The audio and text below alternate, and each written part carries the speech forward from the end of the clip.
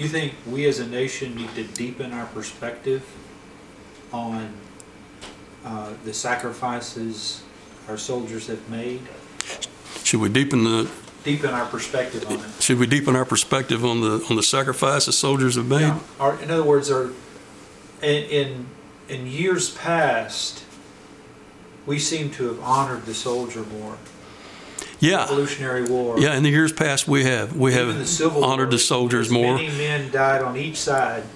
We still gave honor where honor was due. Yes. Yes, we gave good. And somehow or another Vietnam got in there. And it was probably the wrong thing to do. A lot of information was being shared then as it is now. And a lot of the nation, you know, had an ability to make a decision on whether it was right or wrong. Again, you know, what was going on over there was wrong. Yeah. A kid down the street is being bullied. You want to live on that street, or you want to go down there and take that guy out? I guarantee you that's what the Green Beret are for. And they've stopped more wars than meets the eye. All-out wars. That's why the color of their beret they're in behind it.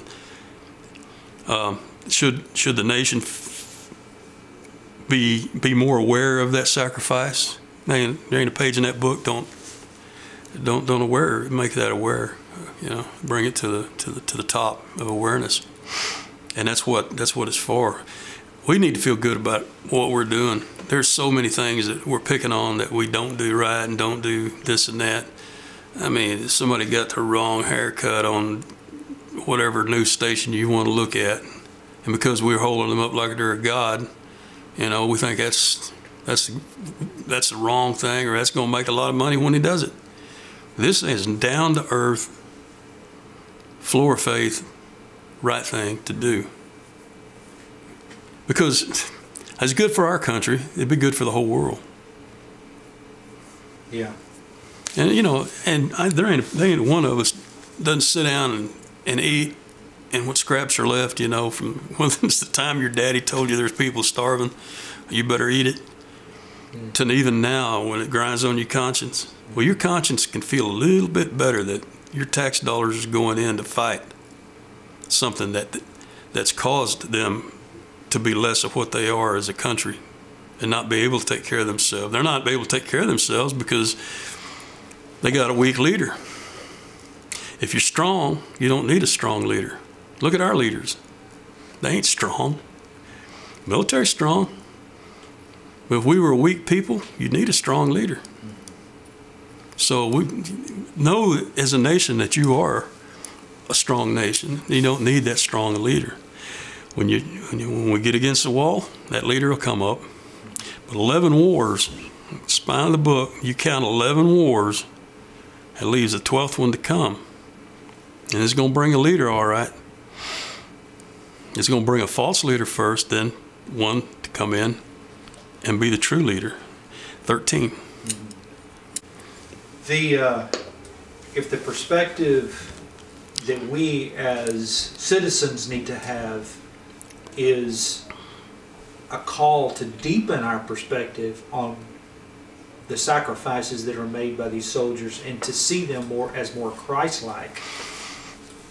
I think you talked earlier, if I hear you right, when I read this book, I'll come to understand that from the soldier's perspective, they need to see themselves more as who they are in Christ. What he fought the oppressor, and that's their call too, so that there is justification in fighting the oppressor and maybe some healing for post-traumatic stress, or a lot of healing. It puts their feet. Just a change of identity, coming back, realizing I'm not who I was, but in Christ I'm stronger.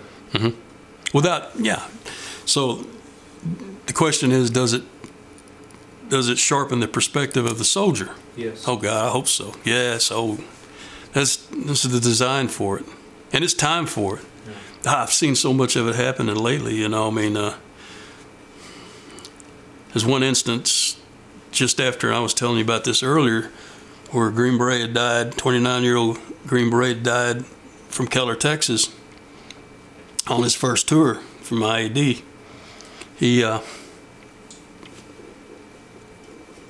His funeral service was Saturday after Thanksgiving, just 3 days, 2-3 days, on the 150th year of the proclamated by Abraham Lincoln federal Thanksgiving holiday. 50 years after we lost John F. Kennedy, who gave him that crown, a green crown beret. And God don't play dice with the universe, nor his sacrifices. So the perspective is there for them. Oh yeah, they need that. They need that.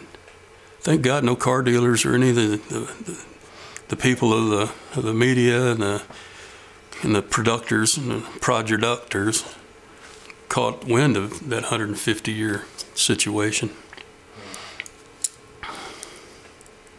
All right, I got a question, and this is directed to Carl too. So Carl is a veteran, just here recently diagnosed with PTSD. Doesn't know what your book is about. What is the book? Why should I read something like this? Well, the reason you should read the book if you're under post-traumatic stress disorder, know this: it's not a disorder. There was a sergeant that asked President Obama, would you please change it from post-traumatic stress disorder to post-traumatic stress normalcy?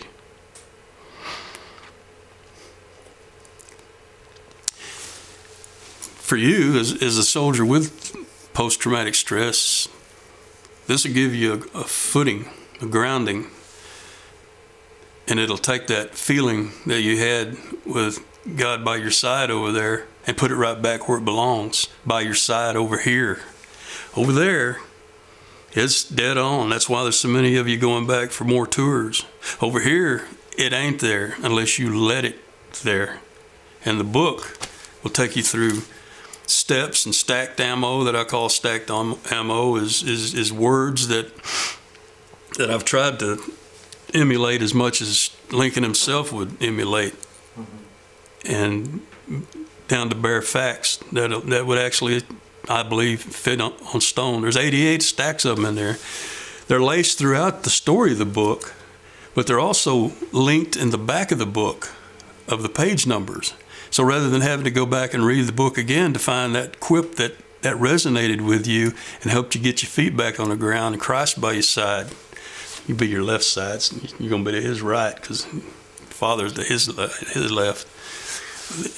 All you got to do to find the men is fan through the 88 of them back there, and you'll recognize a word or two of what shocked you. Kind of like these devices they have on a computer where you can say a couple of words of the song and bam, you're there.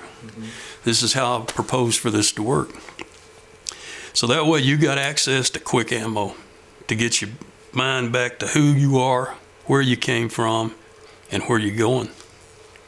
And you don't have to bounce off the wall and not get any footing on these black marbles that are all over the floor back home. Yeah. And these black marbles, there's a part in there that this chaplain that answered the question to a soldier, why me, God, that the soldiers were asking, he puts it in a perspective much like Christ would with agriculture or any other device, about your heart jar. Keep white or proper white marbles in your heart jar. If you got black marbles in there, you keep pushing the white ones in. Black ones will pop out right on the floor. But don't try walking on them black ones. There's absolutely no traction or truth in them because it's all fear and guilt. It's what the opposite side wants you to feel, the oppressor. The white ones,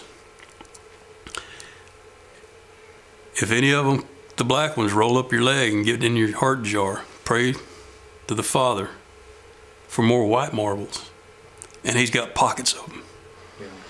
And he'll give them to Jesus Christ to sow before your path of sanity as a post-traumatic stress syndrome or normalcy. To sow before your path of righteousness, in a sense. Yeah. And all you got to do is ask him for them.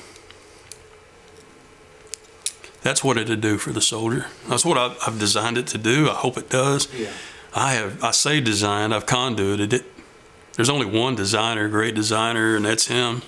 Yeah. Maybe I just got out of his way. This bag of blood got out of his way for a little while and let him get in. I always try to keep him in, you know, not in a ooh sense, but in a damn right sense. Yeah. And the soldier recognizes that. You recognize it as one with post-traumatic stress. So that stress is normal.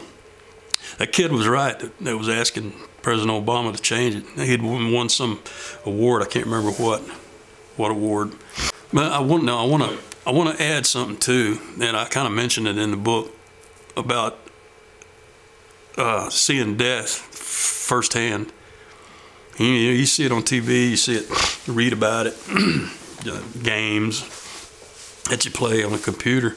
But until you've looked at it straight in the face, you haven't received what I kind of talk about being the Medusa stare, where it turns you to cold, to stone. It turns you a little bit to stone, I would well imagine. I've only seen dogs and animals, you know, but, you know. Yeah. But I'm telling you, to see another human being, you know, that God made, that happened to, it's going to do that. But the story explains why you did what you did and why you should do what you do, and you leave it in God's mighty forgiving hands, right where it belongs. And don't go back picking at it. That would offend him, and it would do you no good. Leave it right there where it belongs, and go on, drive on about your remainder of your living sacrifice life, because you're still a living sacrifice. And the more that are injured and have suffered are closer than ever to he who sits up there that suffered. Very well put. It'll help you. Good point. It'll help you.